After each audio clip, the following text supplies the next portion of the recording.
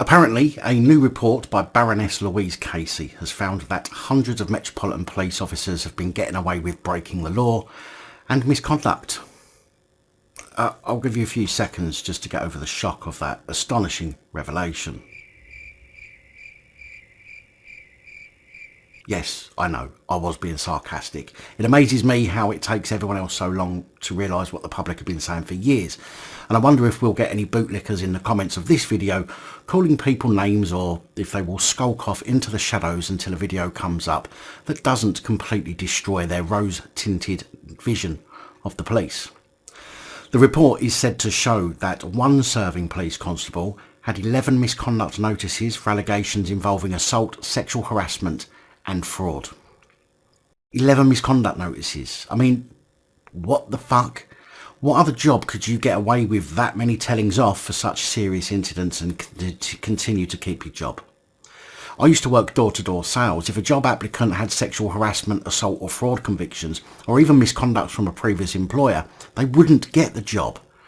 They couldn't get the job, as they'd have to be dealing with members of the public all day long and potentially coming into contact with vulnerable people who they needed to identify as vulnerable and leave alone. But the Popo clearly don't care about the public or the vulnerable members of it, although we knew that anyway.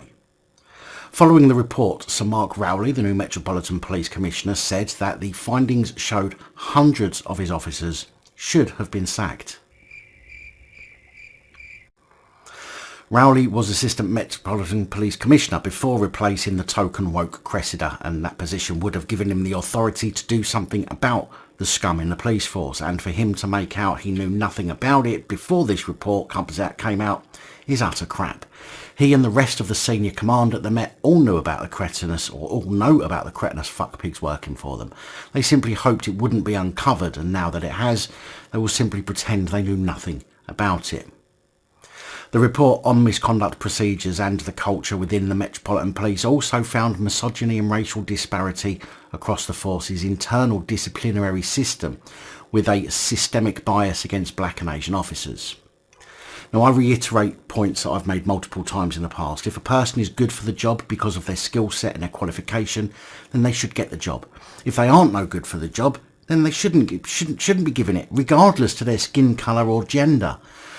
But of course, without seeing these people's work records, we'll never know if black and Asian people were or actually are discriminated against, or whether it was a decision made for the best of the organisation. Although this entire narrative seems to make it now okay to use positive racism and employ people into certain positions who are not a good fit for that role simply because of their gender or skin colour.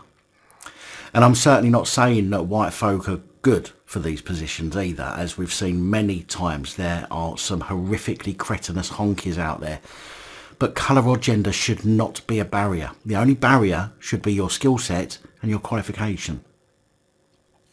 The report suggests that 1,809 officers, or 20% of all of those facing allegations, had more than one complaint raised against them, with 500 of those facing between 3 and 5 separate misconduct cases since 2013.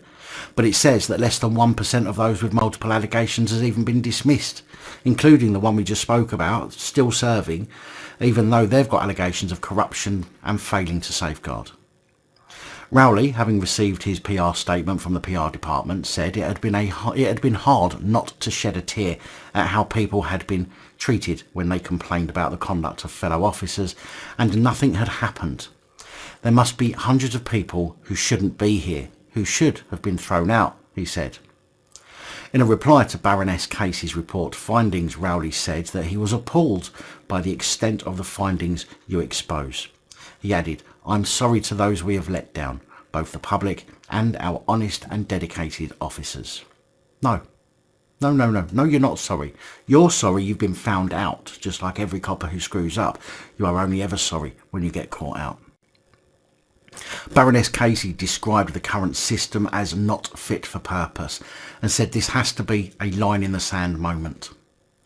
Casey laid out 8 key issues, including the length of time taken to resolve misconduct cases, currently on average about a year. In a letter to Rowley, Casey wrote, Cases are taking too long to resolve. Allegations are more likely to be dismissed than acted upon.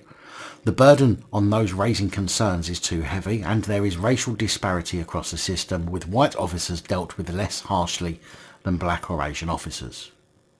And the cretin we mentioned earlier, who had 11 misconduct notices for allegations involving assault, sexual harassment and fraud, was also found to have allegations for improper disclosure of information and distribution of an explicit image of himself.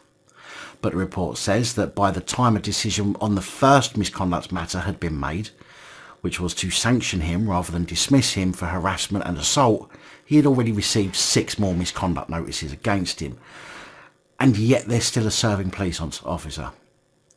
And this, ladies and gentlemen, is the state of our proud and envied Great British Police Force. Now, although this is all about the Metropolitan Police, do not for a moment be fooled into thinking this doesn't happen in your local force or forces across the country.